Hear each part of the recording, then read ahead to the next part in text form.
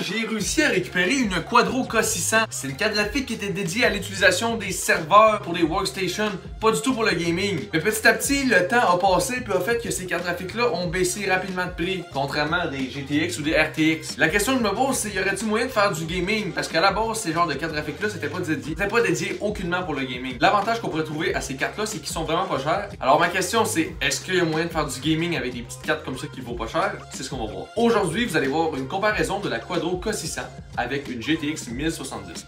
On va donc faire un petit web benchmark avec la 1070. C'est parti!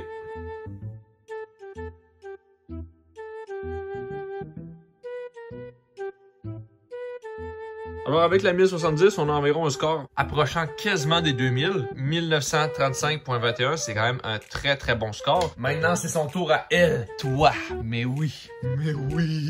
Mon pré-shot, c'est que avec cette carte graphique-là, on devrait être aux alentours d'un score de 700, peut-être 800, gros max. On va installer ça dans le PC. Alors, ce qu'il faut faire à first, c'est enlever les premières vis qui tiennent le panneau, dans le fond.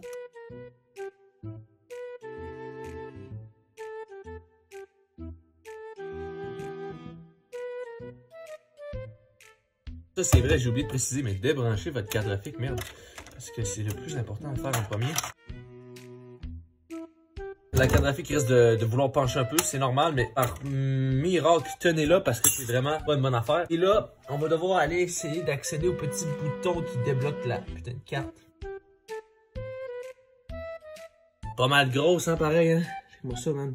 Au passage, vous pouvez en profiter pour la dépoussiérer. Moi, la mienne n'est pas tant poussiéreuse, je crois un petit peu ici. Maintenant, ce qu'il va remplacer pour le test, ça va être cette petite merde. Ce qui est le fun, c'est que c'est une carte low profile, donc ça se met dans n'importe quel PC. Pas besoin d'avoir un gros câble PCI comme ça, non. Juste, elle va être alimentée par son propre port PCI. On met donc la carte graphique dedans, hop là. Fait que le test, ben, va se faire sur un écran. Ça change fuck all, mais un écran. On démarre le PC et pitié que tout va bien. La carte graphique a fait du bruit, hein? Ça démarre en résolution normale. Avec ça, on devrait être capable d'avoir nos drivers parce que Windows n'a pas l'air de le trouver automatiquement, fait que il va falloir le faire nous-mêmes. Dans le gestionnaire des tâches, on a effectivement une Nvidia Quadro K600. Et on a effectivement un G de mémoire RAM. Bon alors, bonne nouvelle, on est capable d'avoir du 144 Hz avec les drivers sur la Quadro K600. Et on démarre le test avec la Quadro K600.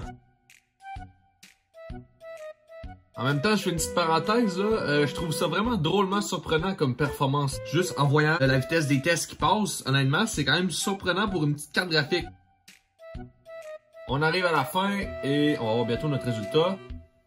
Oh my! Wow! Beaucoup plus haut que je m'y attendais. On a quasiment un score de 1000. Honnêtement, un score de 1000, vous avez quand même un bon PC. Vous avez pas une config de malade pour jouer à tous les jeux. Vous avez un bon PC qui peut faire run GTA avec sans trop de problèmes. Fortnite à bon niveau. 935 pour une petite carte graphique comme ça, c'est vraiment surprenant. Encore une fois, s'il y a des Minecraft kids dans cette vidéo qui veulent jouer à Minecraft, ils veulent pas payer cher. Pas besoin de vous acheter une crise de gros GTX. Pas besoin de vous acheter de la nouvelle RTX. Ça sert à rien. Une petite carte graphique comme ça, avec un petit processeur basic, ça va vous permettre de jouer à Minecraft avec 200, 300, 400 FPS sans problème. On va justement tester Minecraft. Alors en tout cas, le PC est pas plus lent.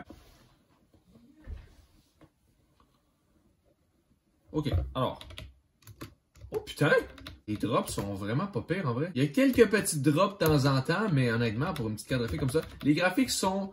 Pas tous les graphiques c'est à fast. Render distance c'est à 12 chunks. On est à 72 sur 70. C'est pas si mal parce que la carte graphique aussi... regardez, son corps est tout petit. N'importe qui serait capable de jouer à Minecraft de façon fluide sur une résolution de 1080p. On va aller se faire exploser la gueule un peu avec des creepers, voir qu'est-ce qui se passe. Ça lag-tu? Ça lag fuck all.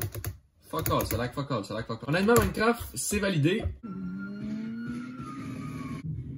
Alors, le jeu s'est automatiquement démarré en 800 par 600, ce que je trouve bizarre. Alors, effectivement, on est bien limité par notre 1 GB de mémoire RAM, on a 1023 mégabits, donc c'est quelque chose. On va remettre des settings qui font du bon sens. On va mettre ça en DirectX. On va mettre ça en 1080p quand même, parce qu'on aimerait ça jouer en résolution normale. Je viens de restart le jeu avec les graphiques au plus bas en 1080p. On va voir qu'est-ce que ça va donner. Si ça marche pas, on va réduire encore plus. Honnêtement, c'est c'est pas tant fluide. Alors, s'il n'y a pas de drop de frame, mais là, on est sur un truc genre 25 FPS, 20 FPS. Alors, ça passe pas du tout, mais j'ai une idée. On peut soit réduire la résolution, ou alors, on peut utiliser un downscaler. Dans le fond, frame scaling, on va mettre 1.2. Là, on réduit de 0.05 frame scaling mode. On va essayer. Alors, ça va être un peu plus dégueulasse, la qualité, mais... Ah, voilà. Là, on a un jeu fluide environ 60 FPS. Et à l'œil, oui, certainement, on voit un petit peu plus les pixels, mais n'importe quel kid va être content. On a l'impression qu'on joue à GTA sur PS4.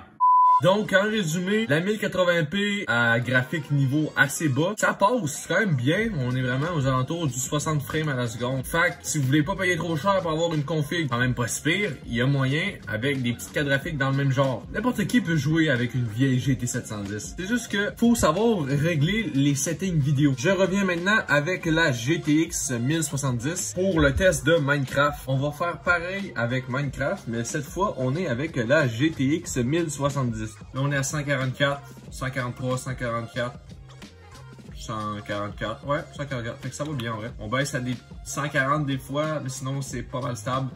Alors 140 à 144, c'est vraiment pas visuel, on verra pas la différence. Donc en vrai, il y a une méga différence, c'est normal. Là, c'est beaucoup plus fluide, je sens qu'il y a encore moins de drops qu'avec la Quadro. Mais écoute, c'est différent un peu comme carte graphique et bien sûr, il y a un prix avec ça. Alors là, on est sur la 1070 et on est dans normalement les mêmes exactes conditions. Je crois que le jeu a changé automatiquement. Alors, en fait, j'ai rien dit. Le jeu s'est mis en max graphique partout.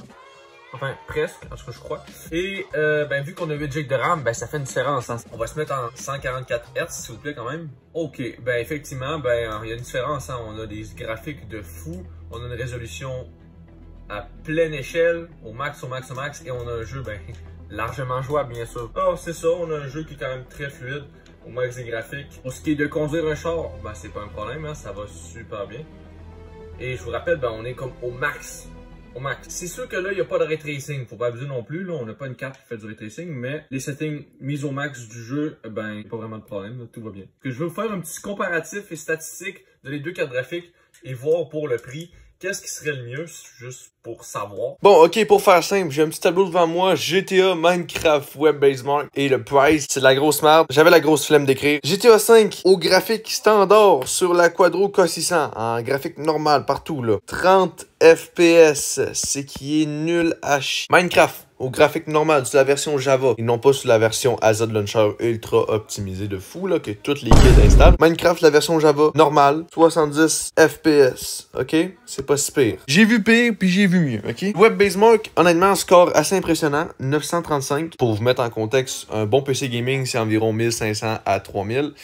Et pour le prix, ce qui est vraiment peu cher pour les performances, on est à 25$ environ de moyenne. On fait pareil ici, mais avec la GTX 1070. GTA 5 au graphique normal, on joue entre 100 FPS et 120. Donc là, c'est vraiment pas pire. Si on joue même en graphique élevé, on tourne entre 60 et 70 FPS. Sur Minecraft, la version Java bien sûr, graphique normal, on tourne à 144 tout pile. C'est du tout juste. Donc, on tourne à 144 FPS sur Minecraft Java, donc ça, c'est vraiment bien. Pour le score Web Basemark, on a eu un score de 1935, tout juste exactement 1000 de plus que la Quadro K600, donc c'est vraiment étonnant. En même temps, il y a un prix, hein. Pour la GTX 1070, son prix en moyenne, c'est environ 150$.